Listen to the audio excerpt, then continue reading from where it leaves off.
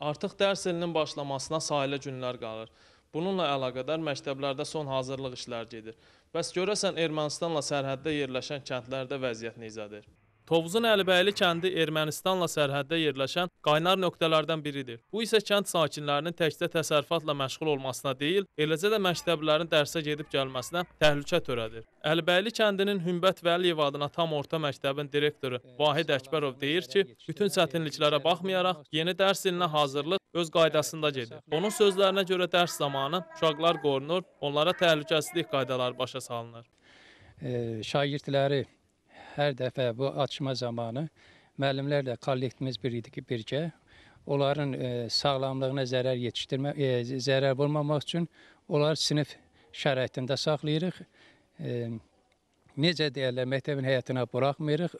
Çölə də çıxanda müəyyən dalda yerlərdə onların olmağını təşkil edirik ki, açıqlığa çox da çıxmayın. Onlara məsəl üçün necə deyərlər, güman yoxdur ki, onlar hər dəqiqə istədiyini eləyir. Ona görə biz də hər dəqiqə məktəbdə özümüzü qorumaq üçün, uşaqları qorumaq üçün özümüzü o şəraitə uyğunlaşdırırıq ki, bizdə məktəbdə bədbəxt hadisə olmasın. Sərhəddə yerləşməsinə rəğmən orta məktəbin bəzi göstəriciləri də var. 107 nəfər şagirdi olan məktəbin məzunlarından bəziləri ali və hərbi məktəblərə daxil olublar. Məktəbin binası köhnə olsa da bir neçə il əvvəl təmir olunub. Siniflərin vəziyyəti yüksək səviyyədə olmasa da dərs keçmək üçün normal şərait yaradılıb. Tədris müəssisəsinin kitabxanasında uşaqların istifadə etməsi üçün kifayət qədər kitab var. Bu il 1-ci sinifə qədəm qoyacaq uşaqları dərsə uyğunlaşdırmaq üçün hazırlıqlar görülür.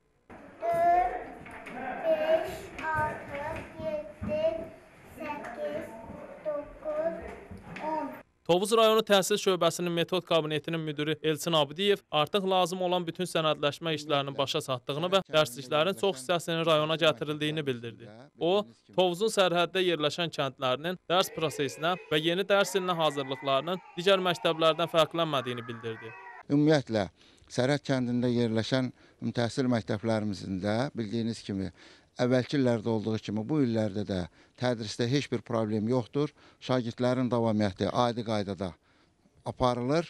Yəni, məktəbin Sərhəd kəndində yerləşməyi ilə heç bir fərq yoxdur ki, bu məktəb Sərhəd kəndində mi yerləşir, yoxsa sərhəddən kənarda mı yerləşir? Adi qaydada məktəb öz ahəngi ilə davam etdirir. Ağstafa rayonunun da bir neçə kəndi Ermənistanla sərhəddə yerləşir. Bu kənd məktəblərində də hazırlıqlar öz qaydası ilə gedir. İki orta, bir ümumi orta təhsil məktəblərimiz sərhəd bölgəsində yerləşir. Məsələn, Tatlı kəndi orta məktəb, tam orta məktəb tipindədir. O məktəbdə 180 nəfər şagird təhsil alır. Dövlətimiz bir illər həmin kənddə yeni bir məktəb binasının tikintisindən ayrılmışdır. İndi sentyabrın 15-də sərhəd bölgəsində yerləşən kəndimizdə şagirdlər yeni bir məktəbdə yeni dərs ilini qarşılayacaqlar.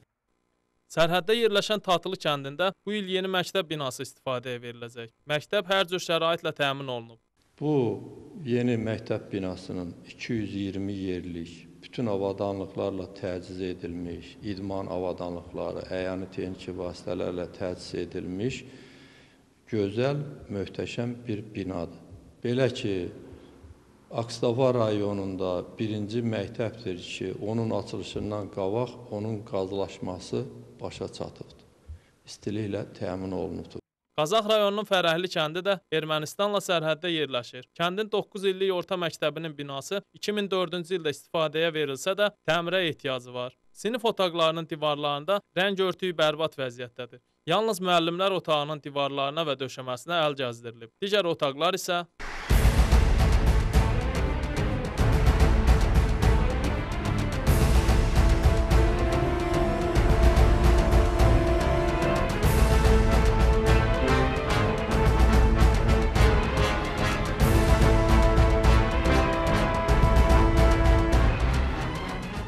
təhsil müəssisəsinin vəziyyəti haqqında məktəbin direktoru Natiq Vəliyevdən müsahibə almaq istəyimiz boşa çıxdı. Qazax rayonu təhsil şöbəsinin müdiri Əhməd Dərgahquliyev də Qazax rayonunun Ermənistanla sərhəddə yerləşən kəndlərinin yeni dərs ilinə hazırlıqları ilə bağlı müsahibə verməkdən imtina etdi. Görünür, Qazax rayon təhsil şöbəsi müsahibə verməyə hazır olmadığı kimi yeni dərs ilinə də o cür hazırdır.